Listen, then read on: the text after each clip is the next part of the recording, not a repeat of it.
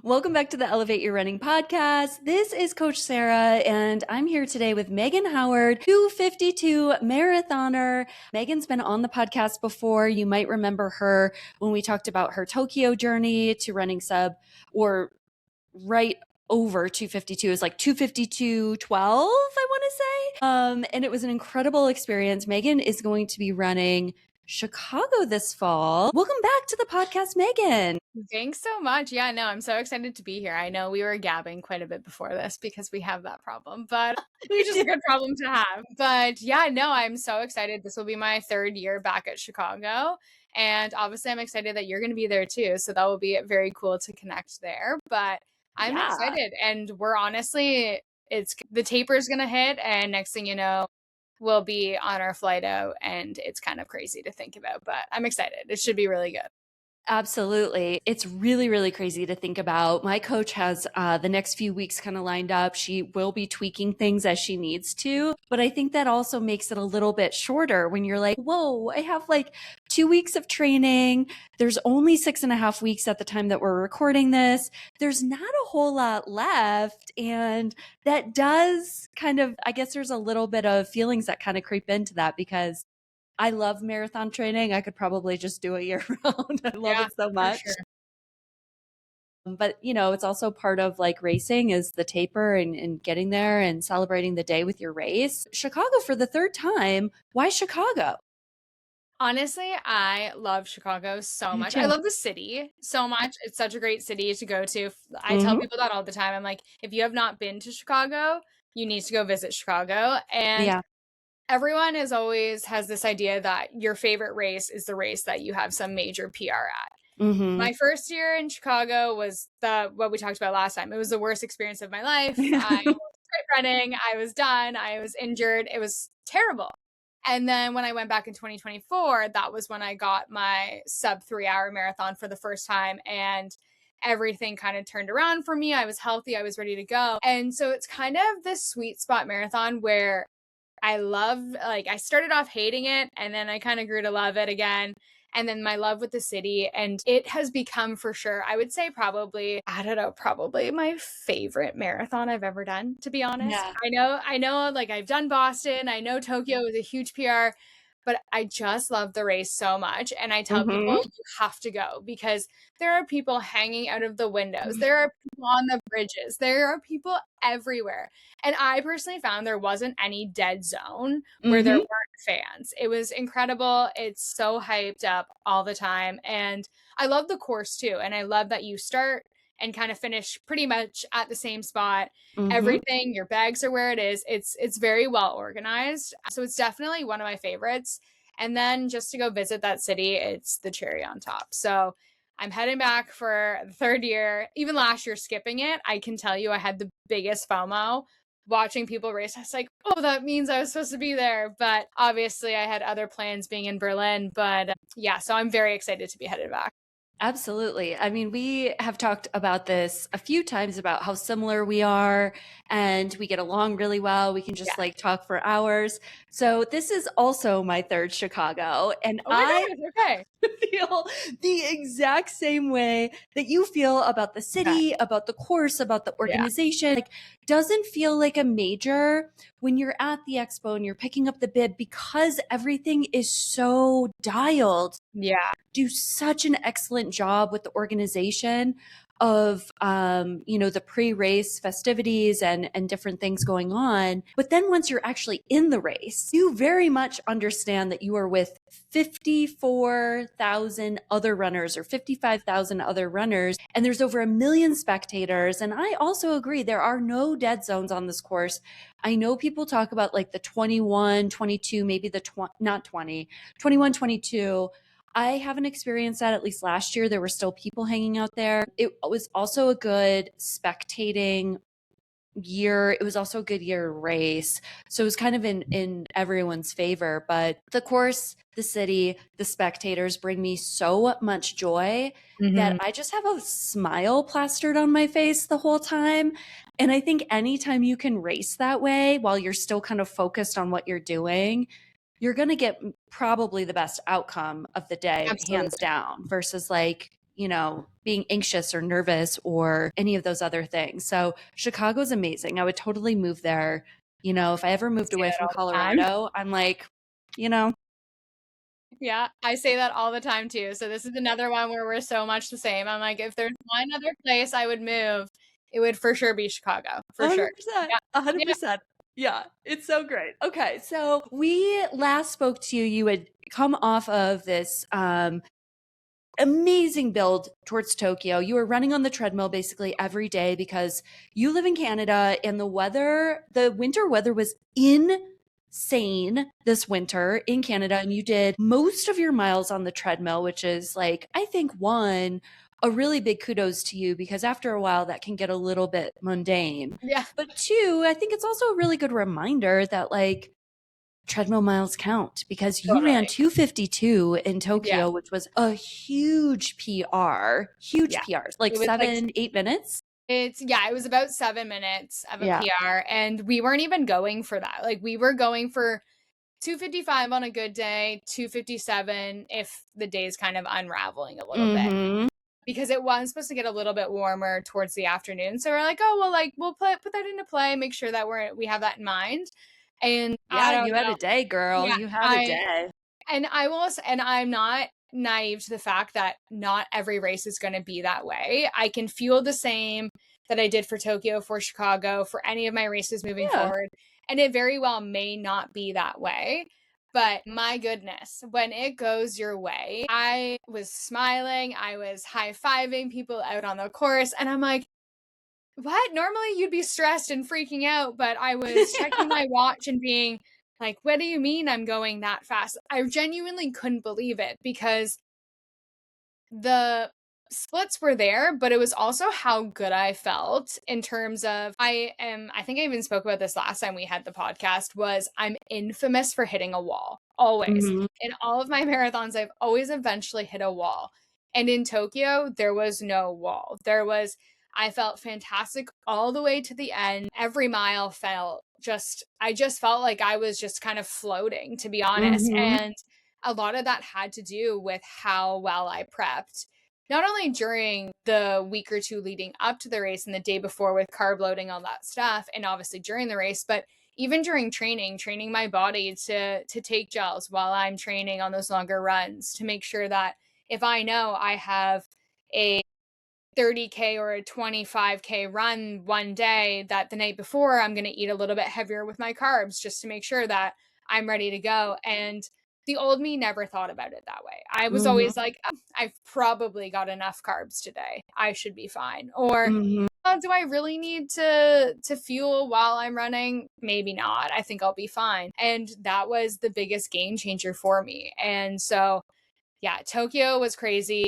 I do obviously hope to PR in Chicago, but I'm not in this mindset of every race is going to be like Tokyo because that's just not how things work, as we know with running. Yeah, I mean, it's not realistic to have that I call it a unicorn type of day, but I think it is fair that you had that day and you could certainly have back-to-back races like that. Yep. I think the part of being all in or not being half in on the training side of things and like really understanding how you're fueling your body, really understanding what you're taking in, really understanding those 1%ers is such a big thing that can really move the needle when it comes to race day, because when it's all dialed in on training, you can kind of like relax a little bit during the race because it's just going to be like second nature to do all of that stuff. You're not going to be like overthinking or overanalyzing. Is this going to work? Is this not going to work? And I see a lot of runners do that. And it's you're definitely playing with fire that way, because the more we can control in a very healthy way going into your race or going into our race, the better for sure, because we're just going to have a better handle on it. So you ran 252 in Tokyo. Incredible performance. That was the first weekend in March. Yes. We are now at the end of summer, early September-ish by the time this podcast comes out. What have you been up to?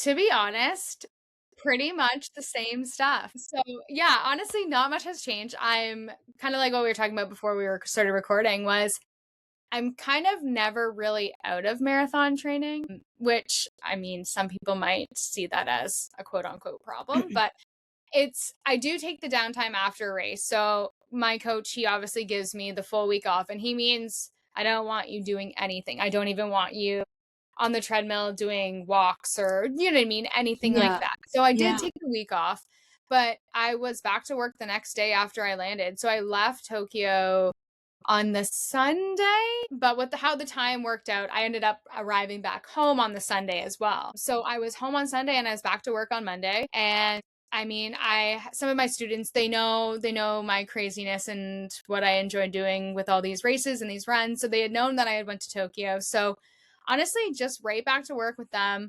Really, they think it's kind of cool, but they're also not the most well-versed humans in the running world, and they probably don't really care. They're just humoring me, which I appreciate. Their biggest question was, what did you bring us back? So that's really all that mattered at the end of the day. But yeah, so I took some time off, and then we slowly started to rebuild up just to kind of those maintenance miles of keeping the legs going, not losing a ton of fitness, but obviously not at my absolute peak. So we gave myself the downtime, and to be honest, we've just kind of started. I think it was about June or maybe July. I want to say closer to July was my official start to Chicago building. So I was going into the build officially, probably already running around 100 kilometers a week already. So we built up pretty quickly, but with how much I've learned with recovery and strength training and all that, my body has responded really, really well, knock on wood. And I'm just making sure that I'm just doing what I need to do to stay healthy. And while we're kind of climbing, making sure that, like, my coach and I, Jeff, that we're having those conversations of how are things feeling? How, yeah, that's great, you were able to do those splits, but how is your body actually feeling? Like, do you feel that you're doing your easy runs easy enough and all these things? So we're staying on top of that. But really, since Tokyo, it's been all eyes on Chicago. Which is so fun. It's so fun coming off of such a strong race, and then taking that time to recover is so important, and getting back into it and not losing the momentum, not losing the consistency, keeping the habits kind of in check, because I see that with a lot of runners where they'll race and then they kind of lose their way a little bit with training and running, and that's fine. I think in base building season, it's super fun to experiment a little bit. It's super fun to, like, maybe, you know, I've been getting on trails a little bit in my, like, season before my marathon season, which is awesome, and building strength and just doing things a little bit different. For others, it could just be getting back into the base and the consistency and the habits versus letting that all just kind of fall to the wayside and being on the other extreme of not running or training. So I loved that you continued on. I loved that you built up a really strong base going into your Chicago build. Yeah. When you were having that conversation with Jeff before the Chicago build, and Jeff Cunningham is your coach, an incredible coach who has his own podcast. He does. I'm waiting for my invite. Yeah, same, girl, same. Yeah, we should ask that for both of us to go on together. I know. I think Jeff is, I mean, he's definitely on some of my Instagram posts, always encouraging and motivating. Yeah. So I think, like, you know, going into the Chicago build, did you have a conversation with Jeff of like, okay, Tokyo worked so well, let's just rinse and repeat? Or, hey, Tokyo went well, but I think we could do something a little bit different. Here's what I'm thinking. Like, what was that conversation like? Well, I mean, for you too, as a runner, and I know that you're a coach as well, I think the biggest thing is consistency in our training. And so really it's a version of that rinse and repeat, like you spoke about, where we're even talking, and this is what I enjoy, is he'll even talk 2027, 2028, 2029, like he speaks beyond this. And he's been very clear that the workouts that I've been doing, I will be doing for the next 3 or 4 years or however long. But obviously some of the paces will change, some of the thresholds will change, some of the splits will change, and maybe there will be a different long run here and there, but more or less it's going to be the same. And of course, with this the Chicago build, we've added more easy miles, probably pretty quickly. I think we built up faster than we did for Tokyo, in my opinion. He might argue that, but we've now put in, this will be at the end of this week, it will be my third week at over 140 kilometers for the week. And yeah, like I was saying earlier, closer to 150 by the end of this week. And whereas with Tokyo, my max was 100, I think 141, and that was only for 1 week. And otherwise I was sitting at that 130, 135 range. Where now I'm now going into my third week at 140 plus, where I'm running 7 days a week. I have double days. Some weeks I have 3 double days. So there's a lot going on in that way, but the actual workouts themselves are more or less always going to be the same, just maybe with different paces as I progress to the kind of the next level. So, yeah. Absolutely. And I think that that's all of, like, the workout structure, the training cycle structure is all pretty normal to some extent. You'll probably also see, like, if you have 8 by a K, that workout might advance to 9 by a K, 10 by a K, 11 by a K, 12 by a K, with like the recovery times also kind of shifting based on, is it threshold or VO2 critical velocity? Where is it landing? Absolutely. Yeah. So I think that's really incredible. And so your mileage right now is pretty much at an all-time high. You're running 3 days of doubles, 7 days a week. Are you getting a rest day, or what's kind of that? Right that now, vibe? no. Yeah. So the last, I think 2 or 3 weeks, I've been 7 days on, but my Sunday is a very easy 5K. It's just to add a little bit of spice to the end of the week, and a lot of even my double runs. So today I have a double run, and I've already done my morning workout, but my evening one is, he'll specify jogging on grass. So to make sure that we're taking off kind of the impact of the concrete and going onto a bit of a softer, like, grass that will obviously naturally slow you down as well. So he kind of makes, honestly, and I laughed the first time I ever saw that on my training thing. I actually texted him, I was like, jog on grass, eh? Like, what? I've never seen that before. And he's just like, what do you mean? As in, like, you're an idiot. What do you mean?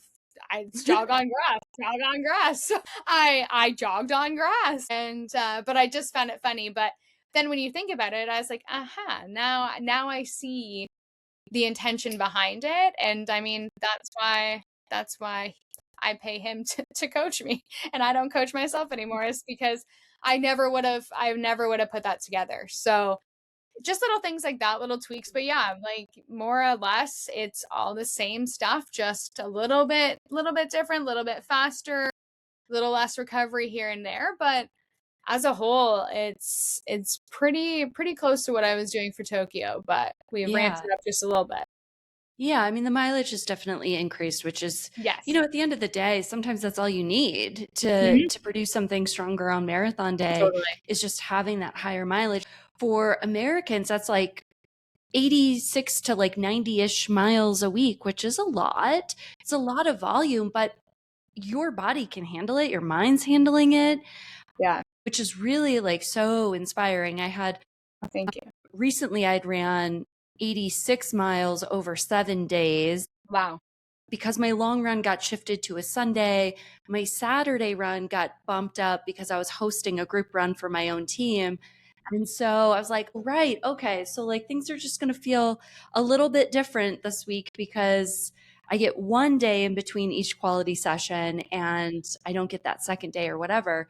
But I got to say, like, the mileage does move the needle. It just does. And for you to be able to absorb it and to still be crushing your workouts and getting them done, even on tired legs, is like the best. I mean, that just indicates that you're ready. Yeah. And even today, I texted Jeff just before this, actually. I said, don't text me. I'm going on a podcast in 5 minutes, but here are my splits for today. And I very transparently said to him, because some of them I missed by maybe 2 seconds or something like that. But I always like to be transparent with him. And I said to him, to be honest, my legs are a little bit sleepy today. And this is what I was able to generate. And this is all I got today. And he just texts back. He's like, nope, that's great. It is what it is. I mean, at this point, this far into the build, Mm-hmm. And with no rest days, the fact that I'm able to even complete those workouts with 2 or 3 seconds off the paces, I am more than happy about, because I know that Mm-hmm. on fresh legs, tapered legs, it's all going to work out. So Mm-hmm. I'm trying, which is growth for me, because old me would not have thought about it that way. I've been like, wow, you failed it, you messed up, you're going to suck, this race is going to blow up. You might as well just stop. And so I think I've definitely grown that way, that to think about it as very differently than I would have in the past. So, but Yeah. we're always on tired legs right now. They're always compromised at this point. So, They are always tired. yeah. Yeah. But I think Yeah. that's like a really mature approach to like, like look at it, look at the big picture of it all. It's like, wow, my legs are still really tired. I was still able to execute this pretty well. I was just a few seconds off, probably the Ks. And that is what it is. But like, Yeah. not having the rest days for sure make an impact. But I do believe like this is probably going to be upsetting for some people. I do believe that if you can run 7 days and have that seventh day be shorter, for some runners, that is actually better because you're running like every day is a run. So like I'm also doing something very similar. I get a rest day Yeah. every 21 days right now. Okay. But my Sunday is like 5 miles, which for me Okay. feels very short. It's like Yes. 40, 42 Yep. minutes. And I'm like, oh, this is great. I can just like shake the legs out. It gets me Exactly. ready to go for Monday. I'm Yep. taking it super slow. So I think it's like, it's definitely a balancing act. It's definitely something that's a bit more advanced. And it's definitely for the runner who loves to run too, because some people need the rest days more so for the mindset than the adaptations and the 100%. recovery aspect. Yeah. 100%. Yeah. I think that's kind of always been my thing, where I've always kind of checked in with myself that the moment that it's no longer fun Mm-hmm. is when I realize I'm either burnt out or I'm just not enjoying it as much anymore. And I either need to take a step back or what have you. But right now, even on tired legs, finishing that workout, I was like, hell yeah. I was Mm-hmm. so happy that I was able to do it. And I have another big workout, long run, 32K on Saturday that I'm now preparing for. So it's just, I don't know. I think it's become such a normal part of my life that I don't even think twice about it. Mm-hmm. And then where some people are like, oh my gosh, that's crazy. What do you mean you're running that much? Da, da, da, da, da. Yeah. And I'm like, I don't know. Yeah. I just do, because that's just what my life has been the last 3 years. And I've loved it every second of it. So I just, I agree with you too, that shaking out the legs on a very easy Sunday, and you're probably very much the same, where right now 10 miles every day is like, oh, whatever. It's Yeah. it's no It's longer a the long normal. for us. You know what I mean? It's no longer where you tell someone to go run 10 miles, and for my Canadian friends that's about 16K. They're like, why would I do that every day? And for us, that's our normal right now. So I don't know. It just all kind of shifts your mindset as the more that you're into it, and the more kind of time that you spend in the running world and training world, it just becomes normal. It does. I mean, because if you're consistent enough and the building is there and you're staying healthy, it's a natural progression that just is an evolution of the training. It just Totally. is. I remember moving to Boulder in 2020 and hearing these guys talk about like their daily 10 miles or Okay. 16K. And I'm like, oh my God, that's so cool. This was like 6 years ago. I'm like, that is so cool. I would love to do that someday. Yeah, maybe one And day. and like anytime I have a little bit of a low motivation morning, which, right now isn't happening because I am having a lot of fun in training. Similar to you, I think having the balance of focused efforts when you need to be focused and finding fun, and everyone's going to be so different on what fun looks like, For sure. is the key to longevity and success in this sport. I see so many people burn out because they put so much pressure on themselves. They, think that it has to look a certain way. They use the word fail in workouts, things like that. And it's like, oh no, let's just like lighten this up. Let's have so much fun. And then like a very small portion of the week gets to be just like laser focused Yeah, for and sure. hopefully a big confidence booster. So I want to talk about your mileage right now, your weekly kilometers that you're running and the doubles. How are you finding the balance with life? How is running kind of like being prioritized in your life? Because that's something I hear from a lot of runners is this summer, maybe in particular, here I'm hearing a lot of, I have something else going on. I'm not running. I have something else going on. I'm not coming to practice. And I'm like, wow, I think if we can like just move the running up the priority ladder a bit, we could make maybe a bigger win. So how do you do it? Well, and I think that's huge too, because and of course, not everyone running a marathon or a half marathon or what have you is looking for a time goal. Some people just want to do it to say that they did it, and that's great. All the power to you. But if you're someone that has gone out of your way to hire a coach, in my opinion, there's no excuse for you not to complete those runs. And I mean, right now for the summer, which is funny because for me, the summer is actually the holy grail for training for me because I'm off from the school board. So I find that funny that it's kind of the opposite for some of the runners that you're experiencing, where I've gone to this summer, I've gone to Nashville. I was just in Denver the last week.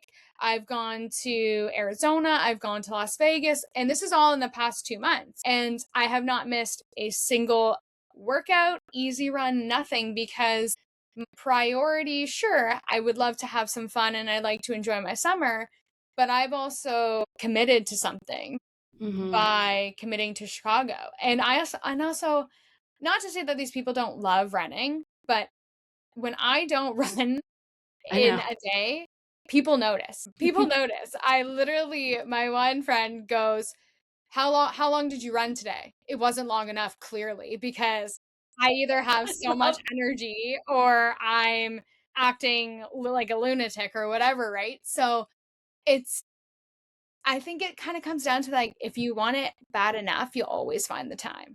And I know that a lot of people say that, and I know that's very cliche to say at the same time, but I just think it's just straight up accurate.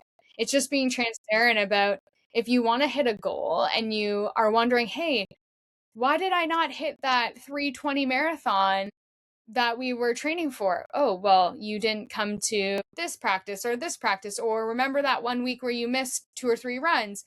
That stuff adds up, right? On the weekly. So I think that for me, the balance is just, I don't really, if I can plan it ahead, I will. Like if Jeff gives me my workouts for the week and I know that I'm going away that week and it's probably easier to do my long run on a different day, I will pre-plan that and switch my runs around. But otherwise, I just find the time, whether it's waking up a little bit earlier. I'm not someone that really drinks a lot or goes out to bars or things like that very often. So I think that also helps me because I'm not waking up maybe a little bit hungover or a little bit tired from being out till 2 or 3 in the morning. And so I think that helps me as well. But I find whether it's in the morning, if it's in the evening, whatever it has to be, I just get it done because I know that it's all going to add up to that final goal in Chicago. And I don't want to look back after that race in the fall and be like, oh, remember those runs you didn't do? Well, that's probably what impacted you here. Or remember that time. So I don't want to have those regrets. So I just think that it really comes down to scheduling it out, finding the time. If you need to wake up at 5 a.m. before the kids are up or what have you, then that's when you have to do it. It's, you know what I mean? It's just kind of, it is what it is at that point. But I think for me, summers are much easier because I am off. But during the school year, I'll run on my lunch sometimes. I'll run after school. Right now with my run club, I actually use my run club run as when I have a double day, is I use that run with my run club to be that second run. So just finding those ways to kind of fit it in. And that just seems to be what's worked well for me. And I know that's easier said than done because not all of us have that luxury of having that much freedom. But I think if you want it, you find the time. Yeah. Yeah. I mean, it does come down to priorities for sure. And I think, you know, anyone who is putting in maybe some investment into coaching or, you know, a group practice or something like that, it gets to be something that you signed up for, something you committed to, and making it happen. I think the secret weapon is finding that balance between the consistency and showing up and the fun. And if you can do both, right? Like you are getting up in the morning, getting your workout in, getting your run in, but you're also still enjoying your summer. You're still traveling, you're still seeing friends. Like, you're able to do both. And that's something that I love so much. It's something that I really try and demonstrate too, of like, it can be both. Like, and even though I work from home and even though I'm a running coach, like I was still up at 5 a.m. this morning to get my 12-mile workout in. Yeah, exactly. So I could get my strength training in. And yeah, my hair's kind of in like a crazy ponytail, but like, I'm here and we're recording and I have a whole afternoon of things going on. This is sweat. This is sweat. It's not anything else. It's sweat and highlighter. Yeah, that's so funny. Oh my gosh. Okay, so I do want to talk about the run club, but before we jump into that topic, are you doing anything different in this cycle that has nothing to do with the actual like running piece that maybe you learned from Tokyo that you want to bring in to Chicago training? Not too much. I think the biggest thing for me is paying closer attention to what I'm eating. I don't think that I was underfueling before Tokyo, but just paying more attention to how I felt with actually tracking the carbs that I was taking in leading up to the race day for Tokyo. That I think honestly played such a massive role in my success. So I think that I've been able to hit these workouts because I've also been paying closer attention to what I'm putting in my body just on the regular, just making sure that I'm running 23 kilometers a day on average right now. And so that's over a half marathon. It is every day. So to not have enough fuel in my body, I think that that's probably been the biggest thing, is just not necessarily being like a track freak over it, but just being mindful of, okay, so if I'm having breakfast, what am I having? What is my carb source? For that day? What is my carb source going to be for lunch? What is my carb source for a snack? Things like that. So I've really been trying to incorporate carbs into almost every single meal, even my snacks. And I think that that's been so big for me. And I think that that's been outside of the actual running. I think that that's been something that I've taken from Tokyo and I'm bringing into Chicago, is just making sure that my body, outside of actually having the fitness for the race, is just fueled up and ready to go, because I think that that's really been a game changer. And unfortunately, I mean, I'm sure you've seen too, I've seen so many people lately, and I swear it's just in the last month, that have got stress fractures, and that scares the heck out of me. That scares me so much, because we want to say it's the shoes, we want to say it's overtraining, we want to say it's all these things, but it seems like no one's talking about the fact that a lot of it is underfueling. 100%. And I know that that's a hot topic, and I know that's a sticky topic, and I've totally been someone that has underfueled. I've openly talked about it on my social media about how I was racing with a marathon with no gels at one point because I just didn't know. But now it's so easy to know, and there's so much information out there. There's so many runners, so many influencers that run, that talk about eating and talk about fueling. And I mean, your podcast talks about fueling, Jeff's podcast, you know what I mean? There's so many things out there now that I'm like, how are we missing this? So even at my own run club, the way that I talk about fueling, like I'll bring gels that just out of my own pocket to make sure people are fueling. There's hydration at the end. There's always the topic of how much are you eating before you're going to run? How much? Because the stress fracture epidemic right now is everywhere. So I think that that's such an important thing, is just fueling my body and making sure that I'm taking good care of it. In addition to obviously the running that I'm taking into Chicago, but I think that we really underestimate how powerful fueling really is to our bodies, especially when you're training to the levels that a lot of us are. 100%. It's such a huge aspect. I'm such a big believer in it. I'm such a big believer in like the high carb, run fueling of the 80 grams an hour. One of my good friends, Marilee in Denver, is absolutely crushing her Twin Cities training. And she's like, it's carbs, girl. I mean, she's also doing really incredible training. But when the athlete can get over the hurdles that come up with the underfueling that they may or may not know that they are doing, it's like a light bulb goes off. So last week I was in Final Surge, which is the platform I use for the Elevate athletes. And it was probably like 6 o'clock at night. And I was going through all the comments from the week, just the way the system's set up. I can like go through workouts and go through easy and recovery run comments, but I can't capture all of them. It's not the best system. Anyways, we use that one too. Oh, okay. Yeah. I wish it had like a number of like, oh, there's 3 comments here or 4 or 5, because then there's new ones. Okay. I just see like a button, like a gray button, and I'm like, well, there's a comment there, but I don't know if there's a new comment there. Anyways, yeah. This is a side note. Maybe someone from Final Surge is listening. So I was going through like my comment inbox just to clear it out because I'm that type of person. And I was having the same fueling conversation with like 5 athletes who I've had that same conversation with over the last like handful of months. So I'm like, okay. And I was also listening to a podcast about underfueling. And I thought, okay, everyone is getting this podcast link right now. I'm shifting over. I'm sending this an email. I want everyone to listen to it. Yeah. And I had a few people respond back and they were like, because I prompted them with like, I want you to listen to this, preferably before your long run. And I also would love to hear a takeaway. And a few people came back to me and they were like, oh my gosh, I tried, what this person suggested, which is also what I've been suggesting. But sometimes people need to hear it from other sources. It's true. They're like, I feel so much better. And I was able to execute my paces. And Coach Sara, I felt so good the rest of my Saturday. Yep.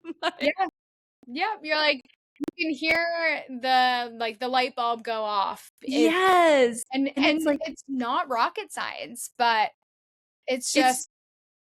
It's society. It's a hurdle. It's like, it's something that I think, particularly with women, we've been, sold a certain version of how we need to look and what little we put in our body. And I've even talked about this on Instagram. It's like, I would do the most I could do on as little fuel as possible when I was in my 30s, which was like a long time ago. That's like, we've all been there, but now there's so much science and there's so many, good studies and researchers out there that are coming out saying this is the way to go. And you also stay happy and healthy in the process. You don't have those hanger, situations that come up too. So like everyone's winning. So I love that you bring gels to your run club. I think that's so cute. Before we jump into that, I have one more question about fueling. Yeah. I feel like I'm running a little bit less than you, but I also feel like eating right now is it's like my second part-time job. My first part-time job is running. Eating is the second part-time job on top of my full-time job of coaching and podcasting, etc. I love that. How are you how are you balancing all that? Do you feel like you're just eating all the time, or are you eating like really big meals? Like, no, I've always been, and I've always been a snacker. So me too, which isn't good because it's not good. It's a confusing world to be in, especially when you're running. Mm-hmm. But I honestly, right now, I'm just kind of eat when you're hungry. Just do it. Yeah. Who cares? Because in my eyes, the more less fuel is more harmful than too much, right? There's no too much fuel right now. There's not too many carbs right now. There's none of that. So if I'm hungry and I need to eat and it's going to make me feel better, then I just go and eat. So, but I'm very, right now, it needs to be quick though, because I'm lazy after my run. So it needs to be quick and efficient, or then I just get silly with what I'm eating. But I'll do oatmeal really quickly. I'll just do the amount of loaves of bread I go through is absurd. It's but I love bread so much. So when people are like, I struggle to carb load, I was like, I do not struggle. Bread is so great. That's not a problem for me. So I honestly just a lot of that. So a lot of bread, banana, peanut butter, oatmeals, a lot of rice.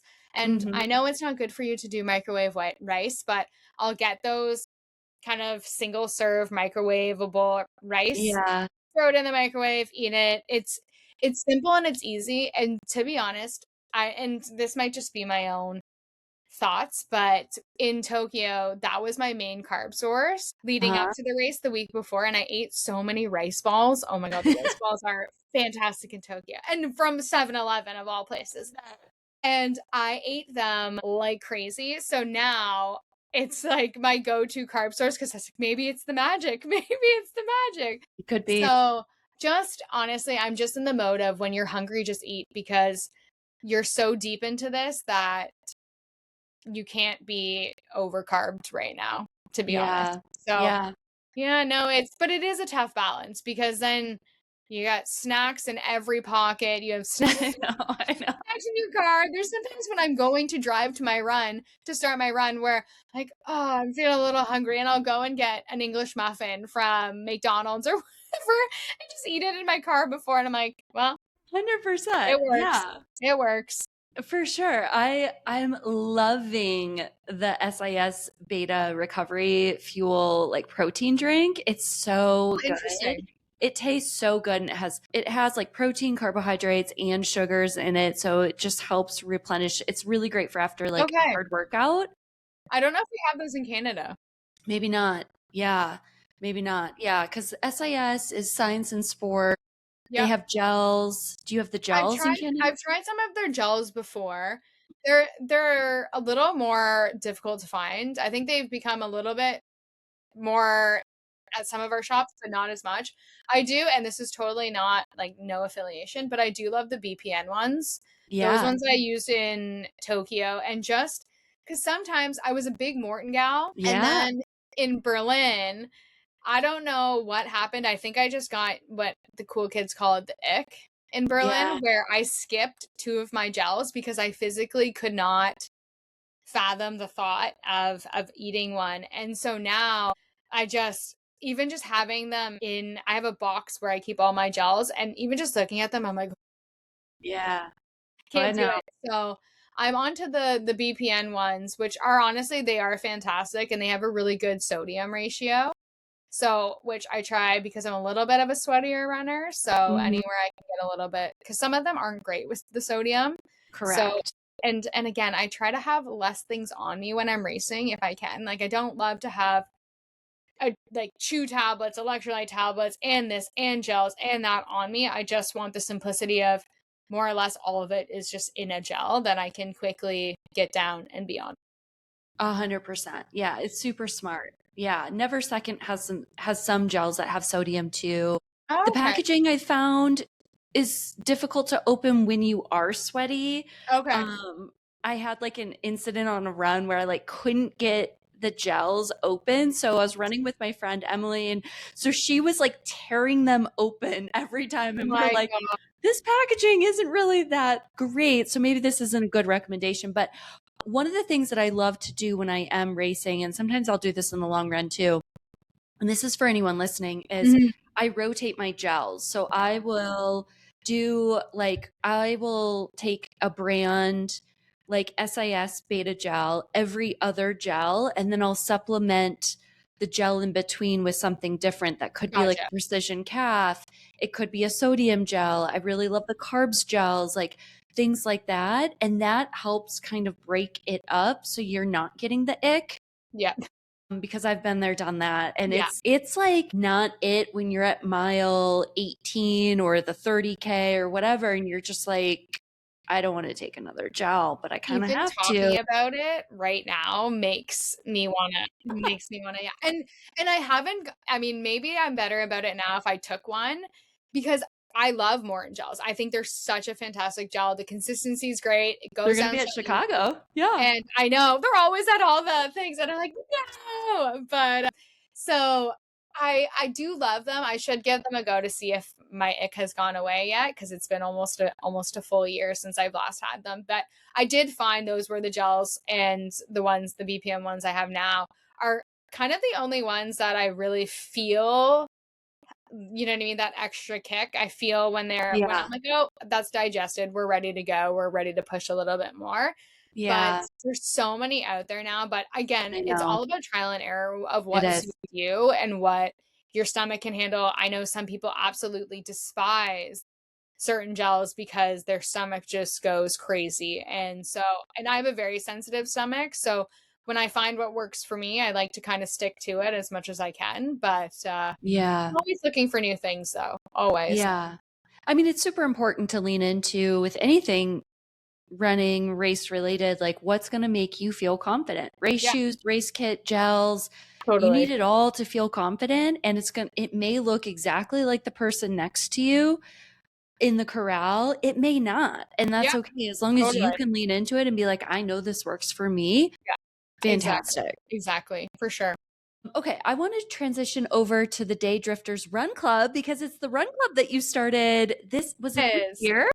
Yeah, we just started. It kicked off in May. So through my ambassadorship with Lululemon, I've created this run club, the Day Drifters Run Club. It's out of Oakville, just over here in Canada. And so we meet every Tuesday. We have run club tonight. And we just, honestly, we threw it together and I was very nervous. It's like, oh God, I don't know if anyone's going to come. I don't really, it's very intimidating. It's very intimidating. And they had a run ambassador at this store prior to. So in my head, I was thinking, oh, well, they don't know me. Why would they come out for me? I don't know. You know, you get in your own head. So Day Drifter started May 5th and it was a huge turnout. We had about almost 200 people come out for the first one. So great. And it's been a really awesome summer. It's so outside of my comfort zone though. And so I was very intimidated because I didn't know how well I would be able to personally bring the community together. I didn't know if people would really care either. So I really was nervous with that, but it has been so incredible. And we've had our weekly daily is around 50 to 60 people every week that come out for our run club. And I've gone and partnered up with some community partners in the area to get some hydration at the end, some fueling at the end, and just kind of have that social component at the end, because it is nice for after we go for a run for everyone to just kind of cool down, relax, chit chat. And a lot of the people that now I would say I'm quite close with, I probably never would have met if it hadn't been for this run club. And a lot of them I see daily now, I speak to daily, and it's been such a short period of time, but it's really felt like I've known these people forever, because the running community is really so special. And having one that you've created, it's kind of that extra special touch. And I look forward to going every Tuesday, even if I've had a long day, tired day. Even before summer started, when I was working and I would go from work right to run club, and you have to be on, right? You have to you want people to be excited about the run and all that stuff. So you have to be on, but it's been so easy to be on because everyone around in the run club is just so hyped, so excited, so enjoys being there. And that makes you have a good time. So it's been really fun. It's been really cool. And Lululemon in Oakville they've been so awesome. They do giveaways for us during our run clubs. Cool. They always come out and they greet the runners and they hang out with the runners, and they're always just right there with us to support us. So it's been really awesome. I've had so much fun. Yeah, it looks like a lot of fun. It looks like you've had an amazing turnout, which is it just feels good. I've been on both sides of run clubs. I've attended run clubs, and it's easy to just kind of like slide in. You can talk to your people and run what you want to run and be done. But when you're leading the group, which is also something I do, it's a whole different aspect of how you're thinking about the run, how you're approaching the run, what you're discussing, the pace that you're running, could be different than maybe a typical day, something like that. So there's just a lot of stuff that goes into it. Yeah, what's been like the biggest surprise for you that you found? I think the biggest surprise for me has been just the loyalty of people, to be honest. Yeah. Because a lot of these people truly did not know who I was. They really, and even on social media, none of them, at least to my knowledge, they didn't follow me on social media. They had no idea who I was. Some of them just walked into that Lululemon location and saw that there was the Run Club kind of advertisement and were just like, oh, I'll come or whatever, right? So Yeah. I think the loyalty has probably surprised me the most because these people don't owe me anything. But it's the fact that they want to be there. They want to come out, they want to engage. And I try to make it such a safe space for everybody. I try to really let people know that you can walk, you can jog, you can sprint if you want. You can go past me and you can go sprint the whole time if you want. You can jog, you can bring your kids, you can walk your dog, whatever you would like. We just want people to come out and get their body moving and enjoy having a community that they can rely on, that's going to be there on Tuesday nights, whether they've had a good day or a bad day, they know that we're all going to be there. And I think that, as we know, running does so much good for our mental health and our mood, that I think a lot of these people at 6:30 after a work day, last thing you want to do is go freaking run and go out to a run club, and you're probably had a long day, you're stressed, you're tired, but then when you come out, your whole mood changes, your whole mood. And that's kind of what I love and I get out of it. And I think that's why people are so loyal, is because we do make it such an inclusive run club. And it's not about, sure, it's amazing that 50 people come out every week, but that's not my main goal. We could have 5 people, we could have 10 people, we could have 3 people, for all that I care. It's that people are coming out and enjoying it and talking to others. They're learning things. They're doing things that are outside of their comfort zone. So it's been pretty cool. And I love hearing and chatting with everyone at the end of Run Club, just what they loved about it, or if they have questions about running, or if they want to know what they can do to be better, to get better, or things like that, right? It's been quite the experience, and I really loved being a part of it, to be honest. So it's been great. That's so great. Does it get to continue throughout your ambassadorship with Lululemon? Is it going to be a year-round run club? Yeah. So tonight we're doing a end of summer bash, but it's not the end of the run club. It's just kind of celebrating the end of summer, because I know a lot of us, like myself, get back to the real world come September and get back to work. People have kids going back to school in the run club, things like that. So we're doing an end of the summer kind of celebration where we have Red Bull Canada coming out. We have another kind of local supplement company coming out as well, to kind of, they bring out hydration drinks. Obviously Red Bull's got their energy drinks, protein bars, things like that for the run club afterwards and before. And so I think that I think I got myself off track there. Oh, that's okay. No, yeah. So I think that doing that has been really awesome in that way. And I don't know if I probably actually answered your question, because I babble a lot when I go off about Run Club, but it sounds like a really fantastic end of summer bash for tonight. Yes. And, bringing in all of these brands and sponsors coming together, knowing that, you're having this big bash to celebrate the end of summer, but it is going to continue into the fall and winter, and then maybe shift and pivot if the winter gets a little and that's kind of what I'm waiting to see. I definitely want to go into September for sure. I mean, we have a beautiful fall here, so I'm more than happy to go into that. So we're still back at it September 1st. That doesn't change. And then obviously too, if people still want to come out in October, I'm still happy to do it. And then I think obviously as the months get colder here, if the numbers start to dwindle and maybe people aren't as interested in kind of that winter running, which, I mean, me too, same. Yeah. Then we'll probably pull the plug until maybe April, May again of the next year. But right now, the ambassadorship with Lululemon is 2 years. So it will lead me into next summer as well. So yeah.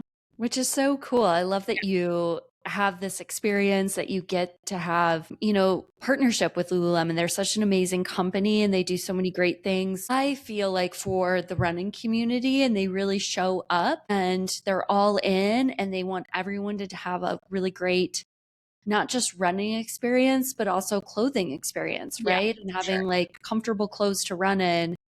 And that can really make or break Totally. running.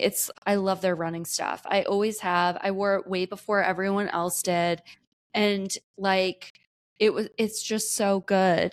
And they've made such a big turn too with really getting into the racing gear too, specifically. I know. Like, they have a lot of training stuff and all that, but now they've gotten into the shorts with pockets on the side. Mm-hmm. They've now updated their fast and free shorts where they now have pockets on the back for the gels to kind of slip into, things like that. So they are definitely moving more towards that higher performance, which is amazing. And kind of similar to you, it's funny, it's very much so a full circle moment, is the store that Daydrifters is located out of is actually where in high school I bought my very first piece of Lululemon clothing. And I bought my pants there on my own paycheck, and now here I am. I don't even want to tell you how many years later. But now it's kind of that full circle moment of now I'm back at that store as a run ambassador and running Daydrifters out of it. So it's pretty cool that way. But I totally agree. I love their running shorts. When you don't want to wear something super tight, they've got nice flowy shorts. Their sports bras are fantastic with kind of keeping everything where it needs to stay. Yeah. But yeah, no, I really have come to, I think even growing with them, I've grown to love the company even more, seeing kind of what goes on behind closed doors and just how intentional they are and how much they really do love their communities, even not just the running community, but how much they do with yoga and training and all that stuff. Is they really do work hard to build those communities for athletes.